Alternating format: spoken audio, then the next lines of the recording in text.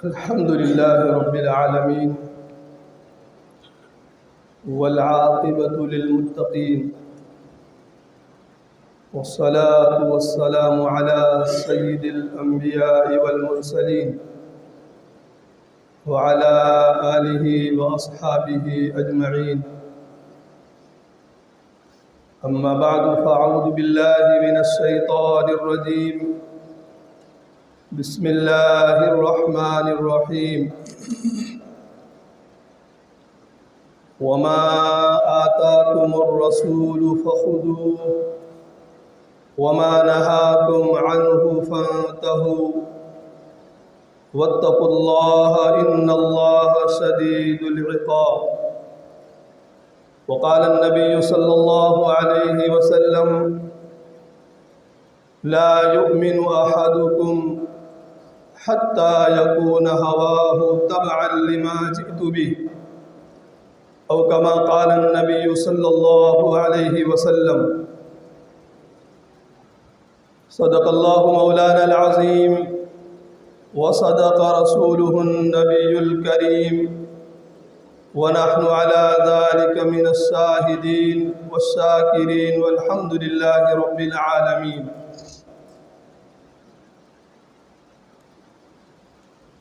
قابل احترام برادران اسلام، دینی اور ایمانی بھائیوں، قرآن کریم کی ایک آیت شریفہ اور اسی طریقے سے فرامین مقدسہ میں سے ایک حدیث شریف کا ٹکڑا آپ حضرات کے سامنے پیش کیا. پہلے اس کا ترجمہ سن لیجئے. قرآن کریم کی جو آیت شریفہ تلاوت کی، حق تعالیٰ شانہ فرماتے ہیں کہ رسول اور نبی تم کو جو کچھ دے اس کو لے لو، قبول کر لو. وما آتاکم الرسول فخذوہ، رسول علیہ السلام جو بھی تم کو عطا کرے اس کو لے لو. وما نہاکم عنہ، اور جس چیز سے تم کو روکے فانتہوا، اس سے رک جاؤ. واتقوا اللہ ان اللہ شدید العقاب، اور اللہ سے ڈرو، یقیناً اللہ تعالیٰ سخت سزا دینے والا ہے. یعنی رسول کی دی ہوئی چیز کو نہ لینا اور رسول جس چیز سے روکے اس سے نہ رکنا، اس بارے میں فاتقوا اللہ، اللہ سے ڈرو. اور حدیث شریف میں نے آپ حضرات کے سامنے تلاوت کی: لا یؤمن احدکم حتی یکون ہواہ تبعا لما جئت بہ. آپ صلی اللہ علیہ وسلم نے فرمایا کہ تم میں کا کوئی شخص اس وقت تک کامل مومن نہیں ہو سکتا جب تک کہ اس کی پوری خواہشات میرے لائے ہوئے دین کے تابع نہ ہو جائے. لا یؤمن احدکم حتی یکون ہواہ تبعا لما جئت بہ. جس دین کو لے کر کے، جس شریعت کو بھی لے کر کے میں آیا ہوں، جب تک کہ اس کی ساری مرضی اور ساری خواہشات اس کے تابع نہ ہو جاوے، وہاں تک لا یؤمن احدکم، تم میں کا کوئی شخص کامل مومن نہیں ہو سکتا. یہ تو ترجمہ ہوا آیت کریمہ اور حدیث شریف کا. گزشتہ جمعہ سے پہلے فتنوں کے سلسلے میں بات چل رہی تھی کہ قیامت سے پہلے جتنے بھی فتنے زمین کے اوپر ظاہر ہونے والے ہیں، آقا صلی اللہ علیہ وسلم نے پہلے ہی اس کی خبر کر دی. اس میں سے چند فتنوں کو تفصیلی بیان کیا گیا تھا، اور دوسرے جمعہ میں ایک حدیث شریف پڑھی تھی جس کے اندر 3 باتیں بیان کی گئی تھی. اس میں پہلی ہی بات کے اوپر بات ختم ہو گئی تھی، دوسری 2 باتیں رہ گئی تھی. آج اسی کو پورا کرتے ہوئے بات کو آگے بڑھانا ہے. اللہ کے نبی صلی اللہ علیہ وسلم نے فرمایا کہ جب میری امت دنیا کو قابل عظمت سمجھنے لگے، مال کو عزت کی چیز سمجھنے لگے، دنیا کو، عہدے کو عظمت کی اور عزت کی نگاہ سے جب دیکھنے لگے،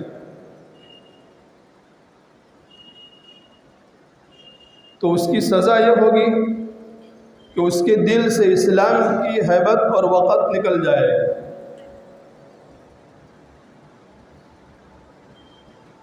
اس لیے کہ اسلام کا معنی جو ہے اپنی ساری خواہشات اور اپنی مرضی کو اللہ کے حکم کے سامنے سپرد کر دینا، اپنے آپ کو اللہ کی مرضی کے تابع کر دینے کا نام اسلام ہے، اور یہ عین عبادت ہے۔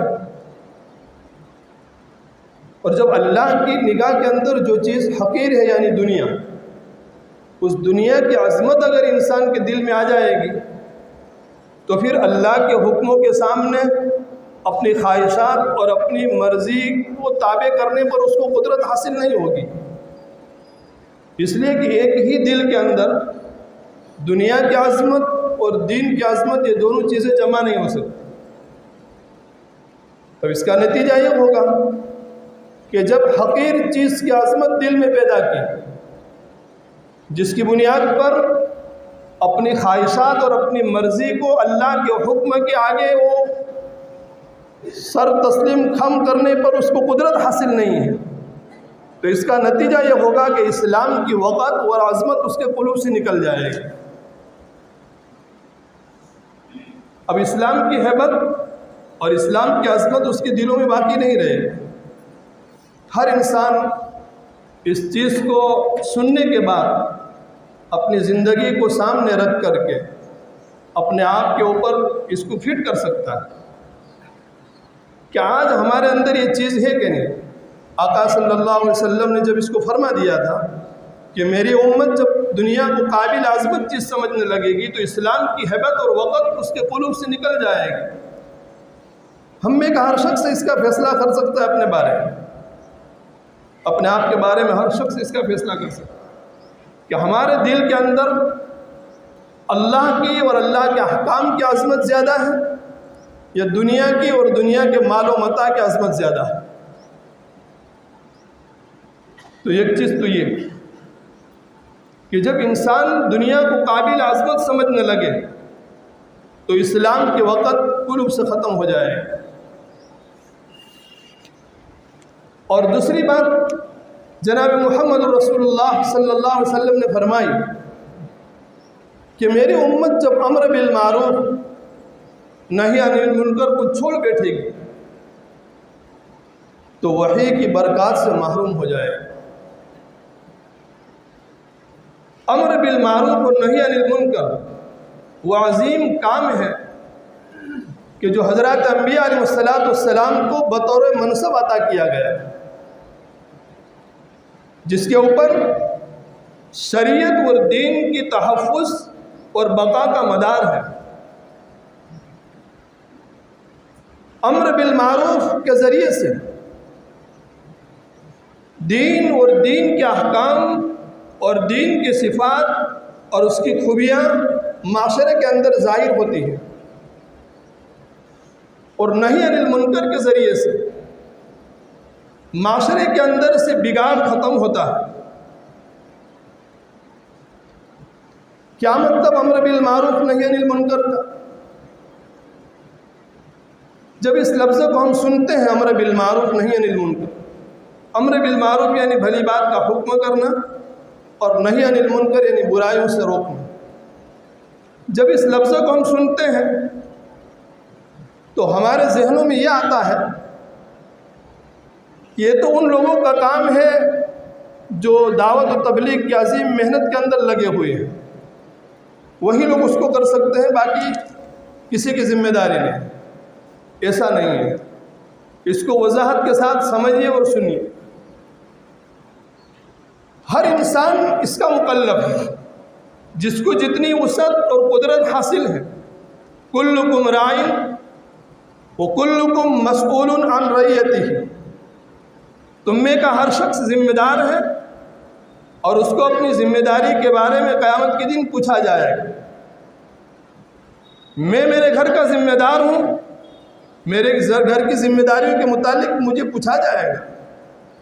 باپ اپنے اولاد کا ذمہ دار ہے، استاد اپنے شاگردوں کا ذمہ دار ہے، ایک قوم کا بڑا اور صدر اور لیڈر وہ اپنی قوم کا ذمہ دار ہے۔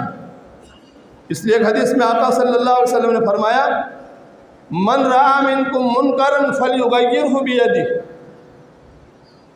کہ تم میں سے کوئی شخص منکر کام کو ہوتے ہوئے دیکھے، ناجائز اور شریعت کے خلاف کام کو ہوتے ہوئے دیکھے، فلیغیرہ بیدہ، اگر ہاتھ سے روکنے کی طاقت ہے تو اسے ہاتھ سے روک دو، فإن لم یستطع فبلسانہ، اگر ہاتھ سے روکنے کی طاقت نہیں ہے تو زبان کے ذریعے سے اس سے روکے، فإن لم یستطع فبقلبہ وذلک اضعف الایمان، اگر زبان سے روکنے پر بھی قدرت حاصل نہیں ہے تو تیسرا درجہ اور انتہائی آخری درجہ ایمان کے کمزور ہونے کا، کہ دل سے اس منکر کو برا سمجھے، وذلک اضعف الایمان، ایمان کا یہ کمزوری کا آخری درجہ ہے۔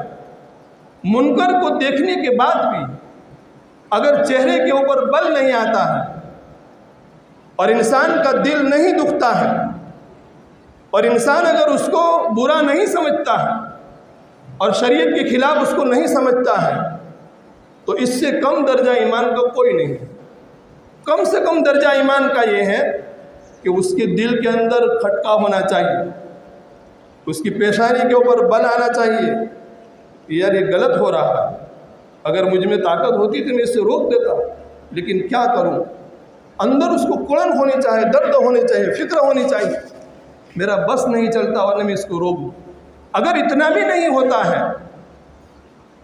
تو پھر اس کے بعد ایمان کا کوئی درجہ نہیں، انتہائی کمزور درجہ ایمان کا۔ یہ تین درجے، من رأى منکم منکرا فلیغیرہ بیدہ، فإن لم یستطع فبلسانہ، فإن لم یستطع فبقلبہ، وذلک اضعف الایمان۔ آج کیا ہو رہا ہے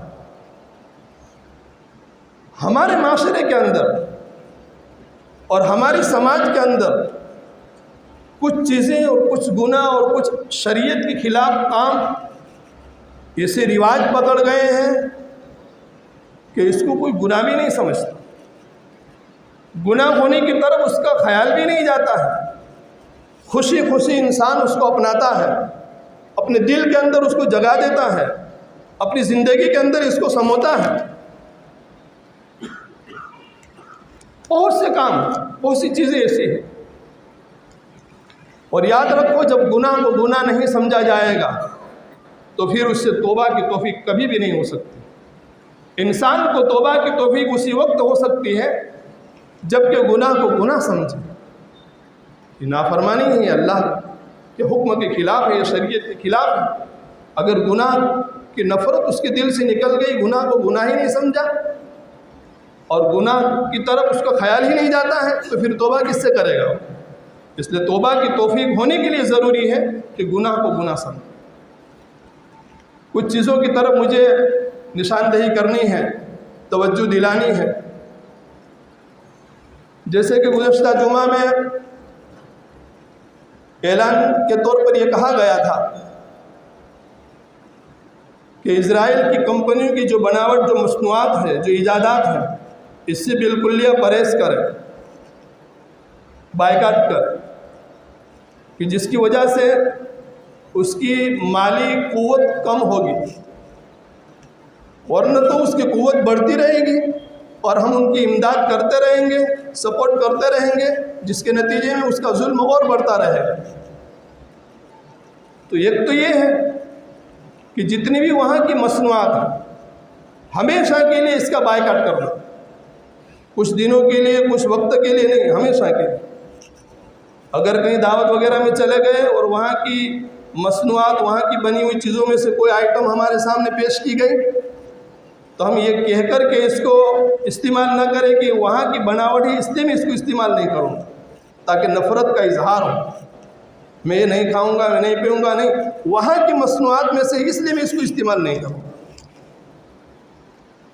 تو ایک تو یہ ہے، اور دوسری چیز یہ ہے کہ غیر شرعی وضاقتہ آج ہمارے معاشرے کے اندر، ہمارے ماحول کے اندر غیر شرعی وضاقتہ، ہمارا چہرہ مہرا، ہمارا سر کے بال، ہمارا لباس، مسلمان اپنی زندگی گزارنے میں آزاد نہیں ہے۔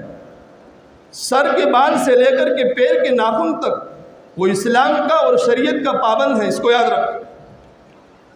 اپنی مرضی سے ہم لباس استعمال نہیں کر سکتے ہیں، اپنی مرضی سے ہم اپنا بال کٹا نہیں سکتے ہیں۔ آج دشمنوں کی یہ چال اور سازش ہے کہ پوری دنیا کے اندر غیر اسلامی طریقوں کو اتنا رواج دیا ہے کہ مسلمان ان کو اپنا کر کے کھوکھلا ہو جاوے، اندر سے اسلامی اور ایمانی غیرت ختم ہو جاوے، اندر کی مایا اس کی چلی جاوے، نام کا مسلمان رہ جاوے، باقی کچھ نہیں۔ اور مسلمان اس کو خوشی خوشی اپناتا ہے۔ جن چیزوں سے ہمارا نبی جناب محمد رسول اللہ صلی اللہ علیہ وسلم نے منع فرمایا ہے کہ ان کو استعمال مت کرنا، ان کی مشابہت اختیار مت کرنا، اس کو اختیار مت کرنا، آج مسلمان اپنی زندگی کا ایک جز اس کو بنا کر کے رکھ دیا ہے، اور اس کو کوئی برا بھی نہیں سمجھتا ہے۔ میں بہت کھل کر کے کہوں گا، آج ایک دو باتوں کی طرف صرف اشارہ کروں گا۔ اللہ کے نبی صلی اللہ علیہ وسلم کے طریقے میں وہ طاقت ہے کہ جو ہزاروں ایٹم بم کی طاقت ان کے سامنے فیل ہے۔ میرے دوستو، آج دشمنوں کی سازش ہے کہ اسلامی طریقے ہماری زندگی میں نہ رہے۔ موبائل کے ذریعے سے پتہ نہیں دنیا کے اندر ایسی چیزیں ایجاد کر دی ہیں کہ مسلمان خوشی خوشی اس کو اپناتا ہے۔ جو بھی مسلمان نے موبائل کے اندر دیکھ لیا، اس کو اپنے عملی طور پر اپنی زندگی میں اس کو اختیار کر لیا۔ اتنا تو دیکھو کہ شریعت کے مطابق ہی یا شریعت کے خلاف ہے۔ اللہ کے نبی صلی اللہ علیہ وسلم کے بال رکھنے کا طریقہ کیا تھا، اس کے اوپر میں بات کو عرض کر کے میری بات ختم کروں گا۔ حدیث کے اندر 3 طرح کے بال کے بارے میں تذکرہ آتا ہے۔ نبی کریم صلی اللہ علیہ وسلم سے جو ثابت ہے بال رکھنا، وہ 3 طرح کے بال کے بارے میں حدیث کے اندر آتا ہے، جس کے حدیث کے اندر نام بھی ہے۔ عام طور پر اللہ کے نبی صلی اللہ علیہ وسلم کانوں کی لو تک بال رکھتے تھے۔ اس کو کان کی لو کہتے ہیں، جو کان جا پورا ہوتا ہے، کان کی لو تک، اور پورا بال یہاں سے شروع ہوا ہے تو یہ بال یہاں تک آ کر کے پورا ہو، پورے بال کان کی لو تک، اس کو وفرہ کہتے ہیں، الوفرہ۔ یہ اللہ کے نبی صلی اللہ علیہ وسلم کا ایک طریقہ یہ تھا۔ کبھی اس سے آگے بڑھ جاتا تھا تو کان کی لو سے زیادہ نیچے اور کندھوں سے اوپر یعنی گردن کے بیچ تک آ جاتا تھا، اس کو اللمہ کہتے ہیں۔ یہ بھی اللہ کے نبی صلی اللہ علیہ وسلم سے ثابت۔ اور کبھی اس سے بھی اگر آگے بڑھ گیا تو کندھوں تک، بس یہ حد، اس سے زیادہ نہیں، اس کو الجمہ کہتے ہیں۔ اگر کسی کو اللہ کے نبی صلی اللہ علیہ وسلم سے سچی اور پکی محبت ہے اور عشق ہے، اور آپ صلی اللہ علیہ وسلم کے طریقے پر وہ عمل کرنا چاہتا ہے، مقصد صرف سنت کے اوپر نیت کرنا ہو، تو مسلمان کے لیے گنجائش ہے کہ ان تینوں میں سے کوئی ایک بال وہ رکھ سکتا ہے، پورا بال، کمی بیشی نہیں، کان کی لو تک، اور اس سے آگے گردن کے بیچ تک، اور اس سے آگے کندھے تک۔ علماء فرماتے ہیں کہ لیکن یہ ایسی سنت نہیں ہے کہ جس کے اوپر عمل کرنا واجب ہو۔ ہاں، کسی کو عشق ہے، محبت ہے، اگر اس کے اوپر عمل کرے گا سنت کی نیت سے تو اس کو اجر ضرور ملے گا، لیکن داڑھی جیسی سنت نہیں ہے کہ اس کو رکھنا واجب ہو اور منڈانا اور کتروانا حرام ہو۔ اگر کوئی اس طریقے سے بال نہیں رکھے گا تو گنہگار نہیں ہوگا۔ بات ذرا دھیان سے سنیں، اگر ان تینوں میں سے کوئی طریقے پر بال نہیں رکھنا چاہتا ہے اور بال کٹوانا چاہتا ہے تو شریعت کا مسئلہ سن لو، آقا صلی اللہ علیہ وسلم کی تعلیم سن لو کہ پھر انسان سر کے یا تو پورے کے پورے بال کاٹ دے یا پورے کے پورے بال رکھے، تیسرا کوئی طریقہ نہیں ہے۔ قضا سے اللہ کے نبی صلی اللہ علیہ وسلم نے منع فرمایا، نہا رسول اللہ صلی اللہ علیہ وسلم عن القضع، بڑا قاف زا اور عین، قضا اس کو بولتے ہیں۔ اور قضا کا مطلب یہ ہوتا ہے کہ کہیں سے بال کٹوائے کہیں بڑے رکھے۔ آج یہ بھوت عام ہو گیا ہے، چھوٹا ہو تو کیا، جوان ہو تو کیا، بوڑھا ہو تو کیا، پڑھا لکھا ہو تو کیا، ان پڑھ ہو تو کیا۔ دیکھیے معاشرے کے اندر یہ دشمن کی چال اور دشمن کی سازش دیکھیے آپ، حرام درجے کا گناہ ہے، حرام درجے کا، کوئی اس کو گناہ سمجھتا بھی نہیں ہے اور کوئی روک تھام اس کے اوپر نہیں ہے۔ بیان بھی آپ بہت کم سنیں گے اس موضوع کے اوپر۔ ہاں صاحب کہتا ہوں، حرام درجے کا گناہ۔ اللہ کے نبی صلی اللہ علیہ وسلم کی بعثت سے پہلے زمانہ جاہلیت کے اندر کوئی گناہ ایسا نہیں تھا جو روئے زمین کے اوپر وہ نہ ہوتا ہو۔ اس میں سے ایک یہ بھی تھا کہ لوگ اس طریقے سے بال کٹواتے تھے، یہ زمانہ جاہلیت کی رسم ہے۔ یہ کوئی عقل مندی کی بات ہے کہ انسان مسلمان اپنے نبی کا طریقہ چھوڑ کر کے زمانہ جاہلیت کی رسم کو اختیار کرے؟ یہ عقل مندی ہے؟ یہ تو بہت بڑی بیوقوفی کی بات ہے۔ کفار کی مشابہت اختیار کرنے سے اللہ کے نبی صلی اللہ علیہ وسلم نے منع فرمایا، من تشبہ بقوم فہو منہم، جو کسی قوم کی مشابہت اختیار کرے گا اس کا حشر اسی قوم کے ساتھ ہوگا، اس کے طریقے کو اپنائے گا۔ اسلام کا طریقہ ہمیں پسند نہیں، چاروں طرف سے سیٹی نظر آتی ہے، ٹوپی نکال کر کے دیکھو تو ایک ایک بالشت بال، چاہے دیندار ہو بے دین ہو، چھوٹا ہو پڑھا لکھا ہو، سب کا یہ حال ہے۔ یہ گناہ عام ہو گیا معاشرے کے اندر، اس کو کوئی گناہ ہی نہیں سمجھتا ہے۔ ایک باپ اپنی معصوم اولاد کے بال اس طریقے سے حجام کی دکان پر جا کر کے کٹواتا ہے کہ میرے اس معصوم بچے کا بال اس طریقے سے کٹو۔ گویا کہ ایک مسلمان آگے چل کر کے اسلام کے طریقے کو ذبح کر رہا ہے، اسلام کے طریقے کو ذبح کر رہا ہے۔ کیا ہماری وہ نسلیں جو آج چھوٹی ہے کل بڑی ہوگی وہ اسلام کو ذبح نہیں کرے گی؟ آج ہم ذمہ دار ہو کر کے، ہم والی ہو کر کے، ہم ماں باپ ہو کر کے ایسے طریقے ایجاد کرتے ہیں اور اپنے بچوں کی زندگی میں اس کو داخل کرتے ہیں۔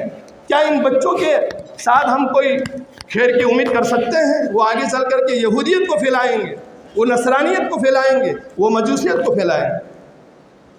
ہمارے گھر میں پیدا ہونے والے اولاد آگے چل کر اسلام کے خلاف کام کرے گی۔ ہم چاہیں گے کہ دیندار بنے، دیندار نہیں بن سکتی ہے، اس لیے کہ ہم نے پہلے سے ان کے دل کے اندر، ان کے سینوں کے اندر یہودیت کو اتار دیا ہے۔ کیا ہو گیا ہے مسلمانوں کو؟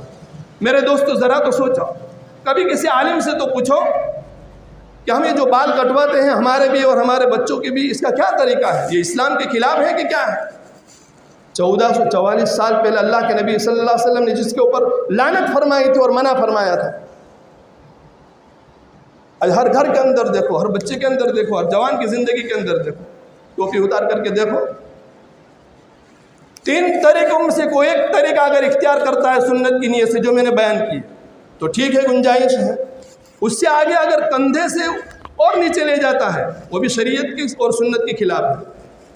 آج کچھ لوگ ایسا بھی کرتے ہیں، اور علماء نے تو یہاں تک لکھا ہے کہ کسی بستی کا ماحول یہ ہے کہ وہاں کے دیندار لوگ، علماء کرام، نیک لوگ، اچھے لوگ بڑے بال نہیں رکھتے ہیں، چھوٹے بال رکھتے ہیں، اور یہ جو بڑے بال رکھنے کا رواج کسی ایک ٹکڑی نے، کسی ایک فاسق جماعت نے کر لیا ہے جس کی پہچان ہو چکی ہے، تو بھی پھر ایسے بال رکھنے سے پرہیز کیا جاوے، اس لیے کہ اس کے ساتھ مشابہت ہو جائے گی۔ اب اندازہ لگاؤ، اس لیے میں نے شروع ہی میں کہا کہ یہ کوئی ایسی سنت نہیں ہے کہ اس کو عمل نہیں کریں گے تو گنہگار ہوں گے۔ اگر ماحول ہے سنت کی نیت سے کوئی رکھتا ہے تو ٹھیک ہے، لیکن پورا بال یہاں سے شروع ہوا ہے تو وہ بال یہاں تک پہنچنا چاہیے، یہاں تک پہنچنا چاہیے، یہاں تک نہیں۔ قضا کس کو کہتے ہیں؟ یہاں سے کم کر دیا، یہاں سے کم کر دیا، یہاں سے کم کر دیا، اور اوپر دیکھو تو بڑے بڑے بال۔ اس کا ایک طریقہ ہے کہ اوپر صاف کر دیا اور چاروں طرف بڑے بڑے بال، اور ایک طریقہ یہ ہے کہ بیچ میں جو نالیاں دھوریے کی طرح، پھٹے ہوئے کپڑے کی طرح عجیب عجیب ڈیزائن ہیں جو غیر لوگ کرتے ہیں، وہ ہمارے نوجوان بھی اس کو اپنانے لگے ہیں، خوشی خوشی اپناتے ہیں، کوئی اس کو برا ہی نہیں سمجھتا۔ اس لیے آقا صلی اللہ علیہ وسلم نے فرمایا جب میری امت امر بالمعروف نہی عن المنکر کو چھوڑ بیٹھے گی تو وحی کی برکات سے محروم ہو جائے گی۔ کیا مطلب؟ قرآن پڑھے گی، عمل کی توفیق نہیں ہوگی، قرآن کا فہم ختم ہو جائے گا، قرآن کے ذریعے سے جو نصیحت حاصل کرنی ہے وہ نصیحت اس کو حاصل نہیں ہوگی، قرآن کے اندر اللہ کے جو وعدے ہیں اس کے اوپر خوشی نہیں ہوگی، جو وعیدیں ہیں اس کا خوف اور اس کا ڈر دلوں سے نکل جائے گا۔ آج یہی تو ہو رہا ہے، قرآن ایک رسمیت بن گیا ہے، کہاں قرآن سے ہم نصیحت حاصل کر رہے ہیں، کہاں قرآن کے احکام کے اوپر عمل کر رہے ہیں، قرآن کے اوپر، قرآن کے اندر اللہ کے جو وعدے ہیں اس کے اوپر ہمیں کتنا یقین ہے، جو وعیدیں ہیں اس کا کتنا خوف ہے۔ یہ وحی کی برکات سے محروم ہونے کا مطلب یہ ہے۔ یہ اس وقت ہوگا جب کہ امر بالمعروف نہی عن المنکر کو عمومی طور پر چھوڑ دیں، اور ہمارے ذہنوں میں وہی ہوتا ہے کہ جو جماعت میں گئے وہ امر بالمعروف نہی عن المنکر نہیں۔ ایک باپ اپنے اولاد کا ذمہ دار ہے، ایک استاد اپنے شاگردوں کا ذمہ دار ہے، ایک قوم کا بڑا اپنی قوم کا ذمہ دار ہے، جہاں جس کا جتنا چلتا ہے اس حساب سے اس کے لیے ضروری ہے۔ کیا باپ اپنے بیٹوں کو نہیں کہہ سکتا بیٹا یہ شریعت کے خلاف تو بال کیوں کٹاتا ہے؟ اللہ کی لعنت ہے، یہ شریعت کے خلاف ہے، یہ کفار کے ساتھ مشابہت ہے۔ آج دشمنوں کی چال ہے کہ پوری دنیا کے اندر اپنے طریقوں کو اتنا عام کر دیا ہے، اتنا عام کر دیا ہے کہ مسلمان اس کو اپنی زندگی میں اتار کر کے ایمان سے کھوکھلے ہو گئے، نام کے مسلمان ہے، ایمانی غیرت ختم ہو گئی، قوت ختم ہو گئی، پاور ختم ہو گئے، وہ مطمئن ہو گئے کہ اب ہمیں کسی چیز کی ضرورت نہیں۔ اللہ کے نبی صلی اللہ علیہ وسلم کے طریقے کو ختم کر کے انسان ایک دم خوشی خوشی زندگی گزارتا ہے، کون گناہ سمجھتا ہے؟ اس لیے میرے دوستو یہ گناہ بھی گناہ ہے اور حرام درجے کا گناہ ہے، اس سے توبہ ضروری ہے، اس سے توبہ کرو، اپنی معصوم اولاد کی تربیت کرو۔ بچے جن دینا بہت آسان ہے، لیکن بچے کی صحیح تربیت کرنا اور اس کو دیندار بنانا یہ ہماری ذمہ داری ہے، اس کے بارے میں کل قیامت کے دن ہماری پوچھ ہوگی۔ ابھی سے بچہ یہودی اور نصرانی اور مجوسی کے طریقے کے اوپر چلتا ہے تو کیا آگے چل کر کے اس سے کیا امید رکھی جا سکتی ہے؟ یہ سب ہماری ذمہ داری ہے۔ اللہ تعالی ہم تمام کو کہی ہوئی باتوں کے اوپر کہنے سے بھی اور سننے سے بھی زیادہ عمل کرنے کی توفیق عطا فرمائے۔ وآخر دعوانا الحمدللہ رب العالمین۔